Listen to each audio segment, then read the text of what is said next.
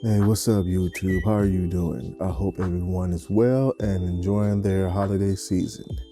Today, we're taking a look at a dummy battery I picked up with a power supply for my new camera. I currently replaced my old camera, which was the Panasonic G7, which is still an excellent camera. I'm using it right now to record this video. So please like and subscribe to my channel. I will make a video shortly telling you why the G7 is still an excellent camera. But sadly, I did replace it, like I mentioned earlier, with the Panasonic S1. I bought this camera used, the price was right, and it had all the boxes checked that I needed. Now let's adapt it to my workflow.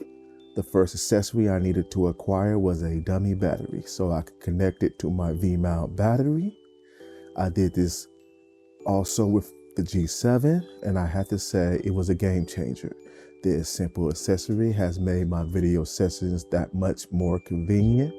I no longer need to change batteries during video shoots constantly, and I can keep up with the action, nor do I need to carry multiple batteries, just one large one to power everything. Now let's step up our camera game, take a closer look at this dummy battery, which includes an AC power supply, and look at the misconception that dummy batteries destroy our cameras.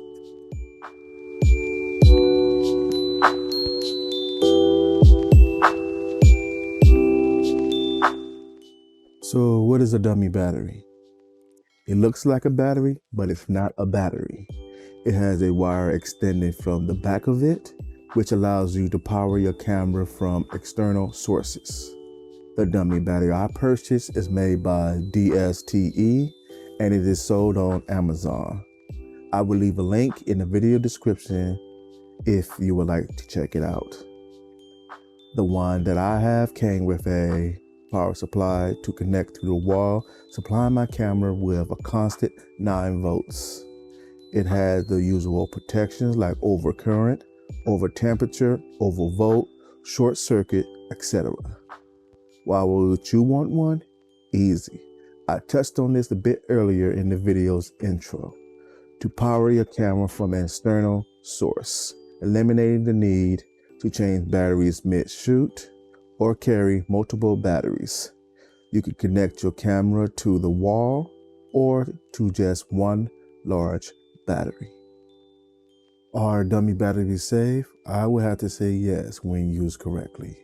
Why am I concerned? I came across some YouTube videos stating otherwise, but each video was due to user error. Let me explain.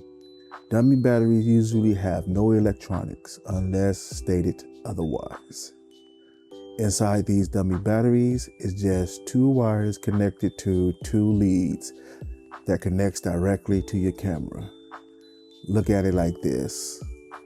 If I were to connect this dummy battery directly to my 16 volt V-mount battery D-tap, I would be supplying my camera with 16 volts directly to it, frying it.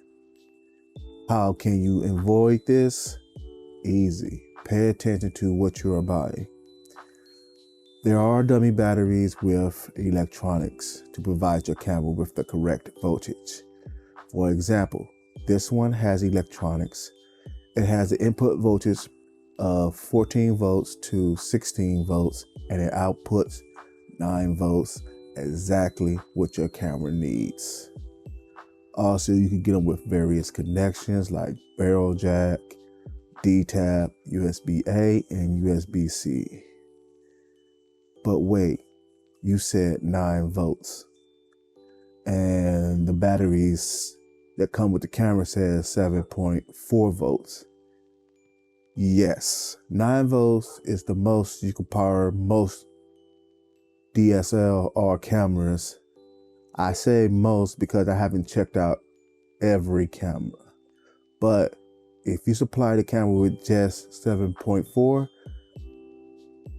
it won't be enough voltage because the battery reads 7.4 when it's just about depleted. Fully charged, I have measured it myself and confirmed it. A fully charged battery is around about 8.8 volts. So most cameras, like I said, I looked at, 9 volts is safe. From 8 to 9 volts, because I hooked my S1 up to my V-mount battery. It has a plate that regulates the voltage. You have 5 volts, 8 volts, 12 volts, and 15 volts. I connected to 8 volts, and my camera reads it at battery being at 89% at 8 volts. So if you have any questions, just leave it down in the comments. I tinker with shit. Thank you.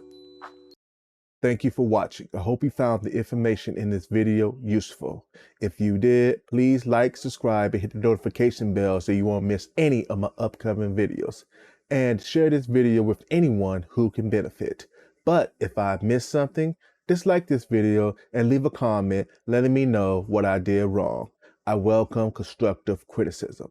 Also, you can follow me on the social medias at tekminute.